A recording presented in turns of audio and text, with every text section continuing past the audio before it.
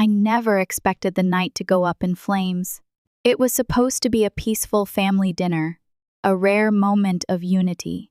We had all gathered at Riverside Inn, the small, family-run hotel my grandmother Eleanor had built from the ground up.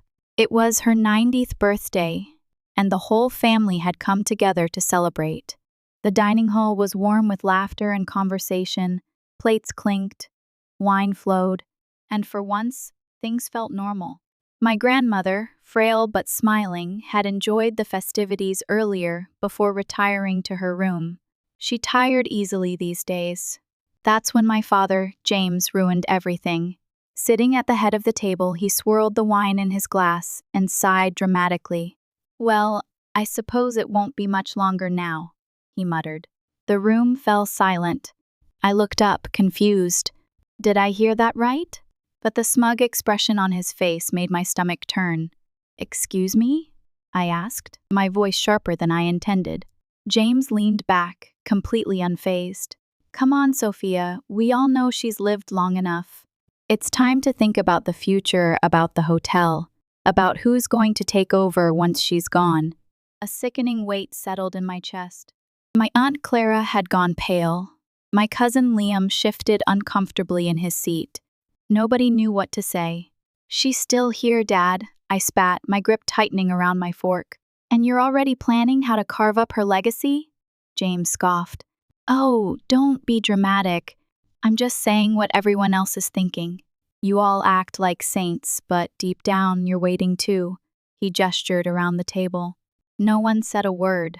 I felt anger burning through me. I pushed my plate aside and stood up. "You're disgusting." His gaze darkened. "Oh, give me a break. You think you're better than me, Sophia, with your fancy job, your independence.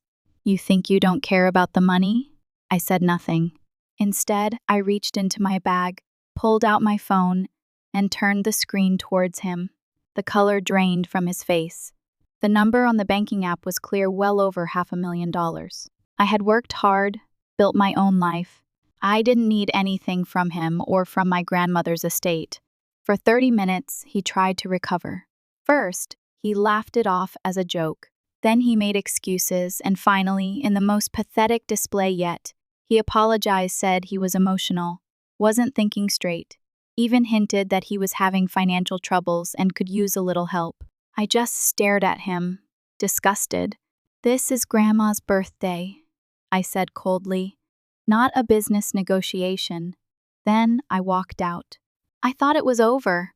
I had left my father humiliated, and that was the end of it. But I had no idea that night was just the beginning. I drove home that night, trying to shake off the sick feeling in my chest. No matter how many times James had proven himself to be selfish and manipulative, it still managed to surprise me. I should have known better. A few hours later, I was lying on my couch, scrolling mindlessly through my phone, when my cousin Liam called. "Sophia, you need to come back now." Something in his voice sent a chill down my spine. "What happened?" "It's Grandma," he said, his voice urgent. "Something's wrong." I didn't even respond. I just grabbed my keys and ran to my car. By the time I got back to Riverside Inn, the living room was in chaos. My Aunt Clara was pacing, whispering frantically to Thomas, whose face was grim. My father was nowhere to be seen. "Where is she?" I demanded. Clara turned, her eyes red. "She collapsed, Sophia, right after you left." I felt my stomach drop. "Did you call an ambulance?" "Of course," she said. "They should be here any minute." I pushed past them and ran to my grandmother's room. She was lying in bed, pale, her breathing shallow. Thomas was kneeling beside her, holding her frail hand. "Grandma," I whispered. Her eyes fluttered open at the sound of my voice. She looked weak, too weak. I turned back to Clara. "Where the hell is James?" No one answered. That's when I realized he was gone. The paramedics arrived minutes later. They stabilized Grandma and rushed her to the hospital. I rode with Clara, my mind racing the entire way. It couldn't be a coincidence. James had been furious when I embarrassed him at dinner. And now, just hours later, Grandma's health had taken a sudden turn. It was too much to ignore. At the hospital, we got the diagnosis. A stroke. Not severe, the doctor said. But at her age, any stroke was dangerous. She needed rest, monitoring. And then, as if summoned by some twisted instinct, James finally showed up, strolling into the waiting room like nothing had happened. No panic, no concern, just irritation. I walked straight up to him. "Where were you?" He blinked, feigning confusion. "What do you mean?" I stepped closer. "Grandma had a stroke and you disappeared." "Where the hell were you?" He scoffed. "Oh, please. I just needed some air." I didn't believe him for a second. Then I noticed his hands. There was something red under his nails, not nail polish. Something darker. Blood. A cold wave of realization hit me. I grabbed his wrist. "What the hell did you do?" He yanked his arm away. "Get your hands off me." The room fell silent. Clara stood up, her face pale. "Sophia, what's going on?" I didn't take my eyes off him. "That's what I'm trying to figure out." James rolled his eyes. "You're being ridiculous." "I cut myself in the kitchen, okay?" Lies. I turned back to Grandma. She was awake but weak, but when she saw James, something flickered in her eyes, fear. My breath caught in my throat. I stepped closer, my voice softer now. "Grandma, did something happen before you collapsed?" She hesitated. Then she turned to look at James, and just for a second I saw the warning in his eyes. She looked back at me, lips trembling as if she wanted to say something. But before she could, James burst into tears, loud, dramatic, fake.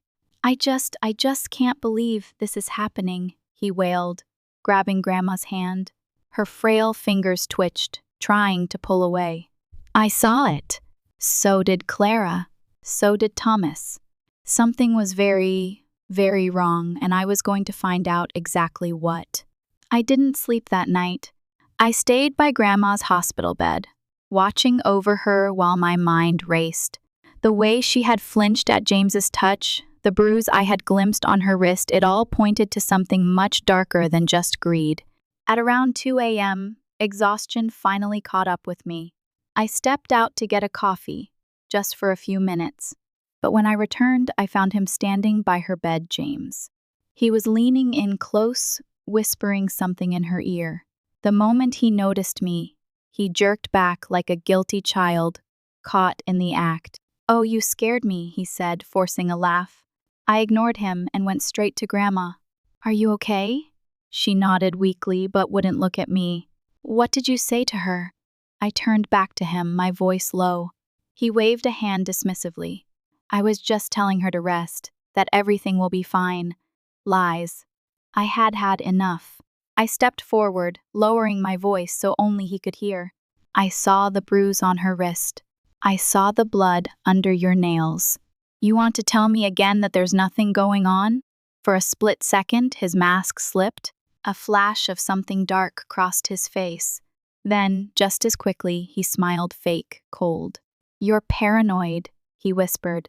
"But fine, if you don't want me here, I'll go. I have better things to do than deal with false accusations." He turned and walked out, but not before giving Grandma one last look, one last warning. I sat beside her, gripping her frail hand. "I won't let anything happen to you," I whispered. She gave me the faintest of smiles before closing her eyes.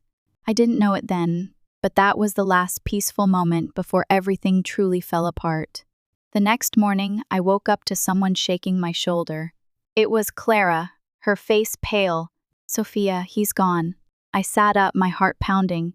"What do you mean gone?" "James," she whispered. "He left in the middle of the night. No one knows where he went." A cold dread settled in my stomach. James never did anything quietly. If he had left without making a scene, it meant he was up to something. I grabbed my phone, checking my messages. Nothing. Then, something strange, 2 missed calls from an unknown number, both at 4 a.m. No voicemail, just silence. I turned back to Clara.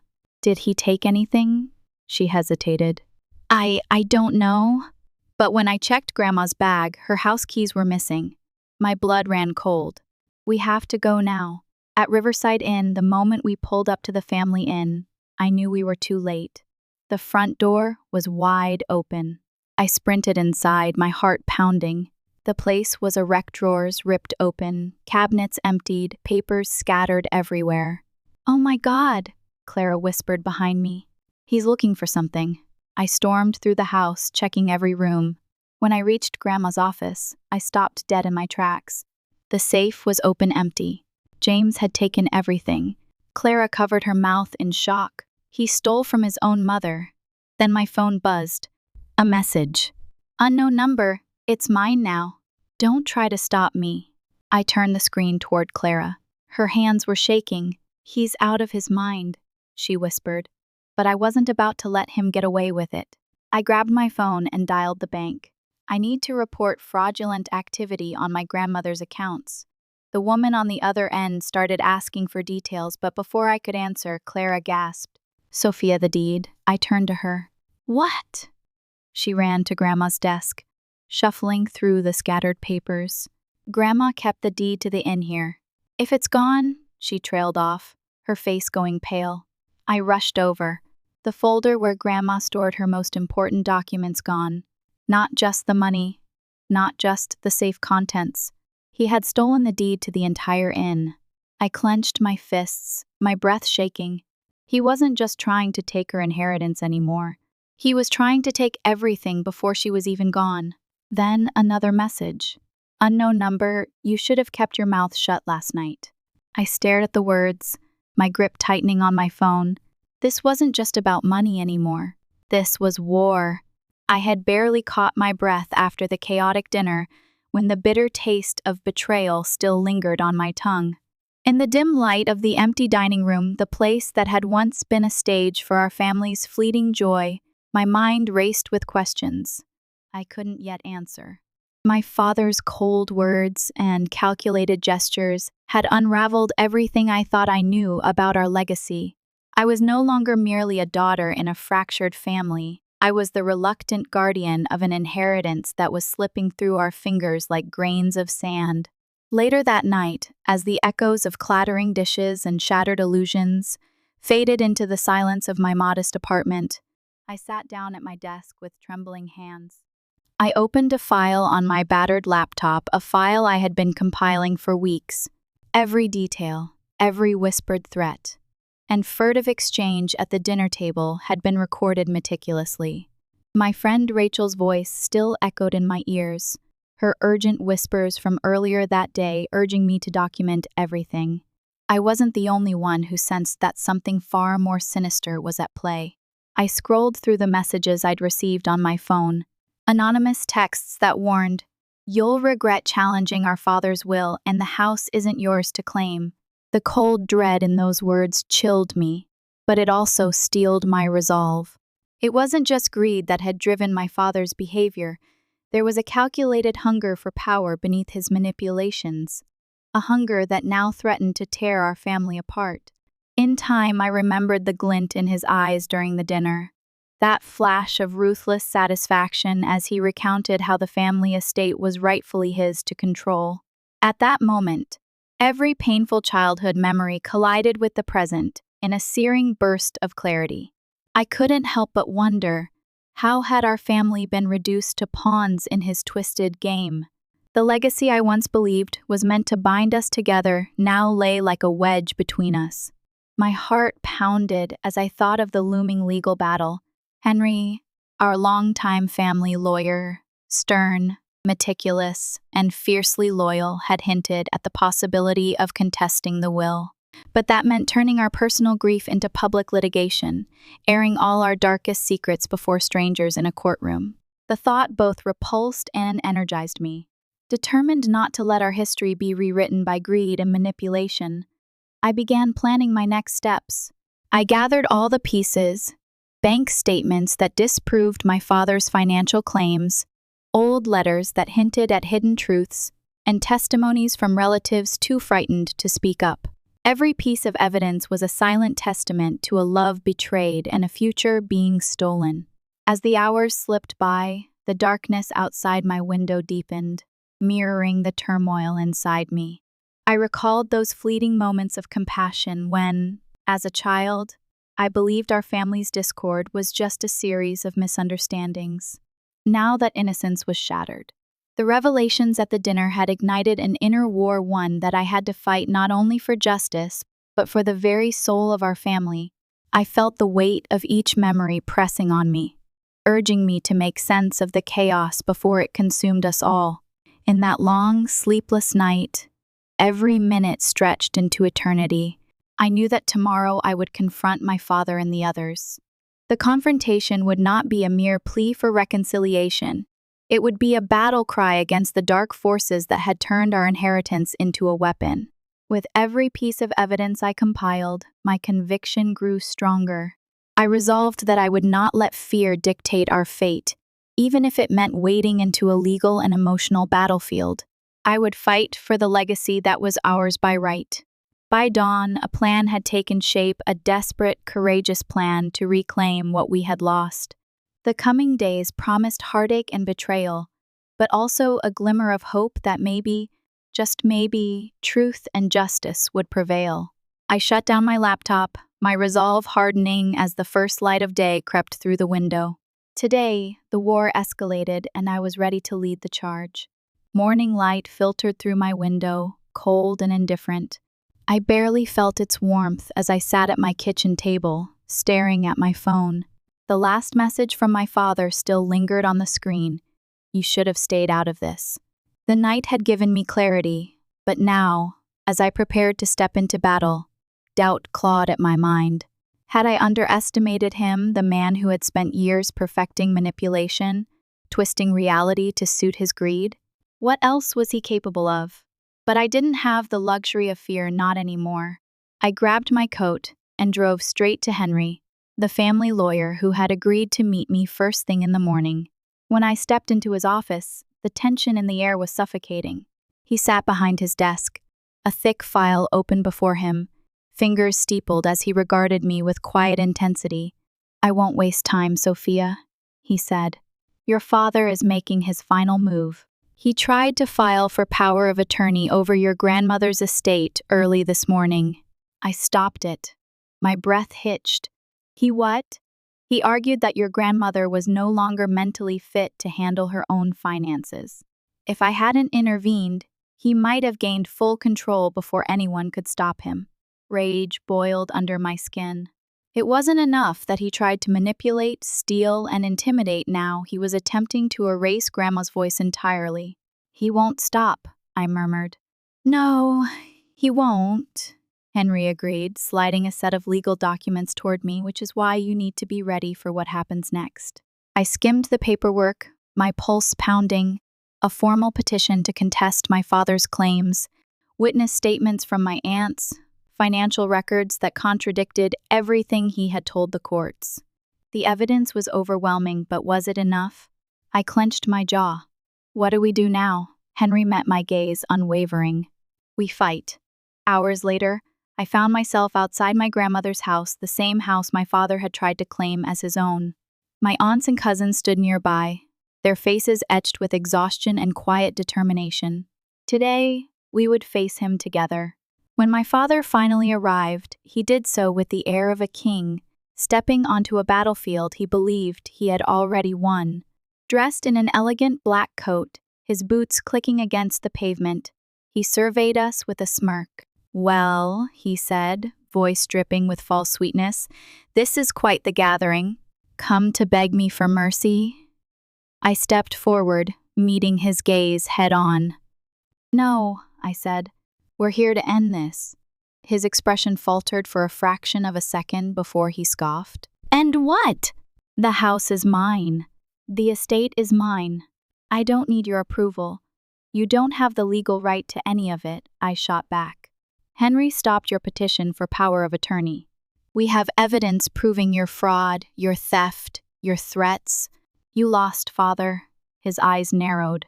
"You think a few papers will stop me?" "No," I admitted, "but a judge will." Silence. For the first time, something flickered in his gaze, uncertainty, then rage. You ungrateful little. The voice didn't come from me, but from Grandma's room. Everyone turned, and there she stood, Eleanor, frail but standing. A cane supported her weight, and though exhaustion lined her face, her eyes burned with steel. My father's mouth opened, but no words came out. You were waiting for me to die, Grandma said softly, but I'm still here. A heavy silence filled the air. My father took a step back. You would betray your own father for money? Grandma's voice trembled, but not with weakness, with disgust. My father shook his head, hands trembling. Mom, please. You're not my son anymore. The words sliced through the air like a blade. For the first time in my life, I saw something I never imagined possible. Fear in my father's eyes. Loss. He had expected to win. He had expected to manipulate, to lie, to twist everything in his favor. But now he stood alone. I have spoken with my lawyer, Grandma continued. As of this morning, my will has been rewritten. You are no longer part of it. You will not inherit this house. You will not inherit a cent. The people who stood by me, who loved me, will not you. A sharp gasp escaped my father's lips. This isn't fair, he screamed. I was supposed to. No, I interrupted. You were never supposed to win. My father's breath came in short gasps, his carefully built empire of manipulation crumbling before his eyes. But he wasn't done. I'll fight this, he hissed. I'll take you all to court. Henry stepped forward, holding up a thick file. Good luck, he said smoothly, because we have everything. With that, the final blow landed. My father knew he had lost. His face twisted with fury, but no one listened anymore. With nothing left, he spun on his heel and stormed away, his boots clacking against the pavement. This time, no one followed him. He was truly alone. The house was quiet after he left, a deep, soul-weary kind of quiet. Grandma sat down heavily, and I rushed to her side. Are you okay? She gave me a tired smile. I will be. And for the first time in years, I believed her. We had won not just the legal battle, not just the house. We had reclaimed our family from the rot that had poisoned it for so long. That night, we gathered in the kitchen, the same place where so many memories had been made. We didn't talk about my father. We didn't talk about the fight. We just existed together.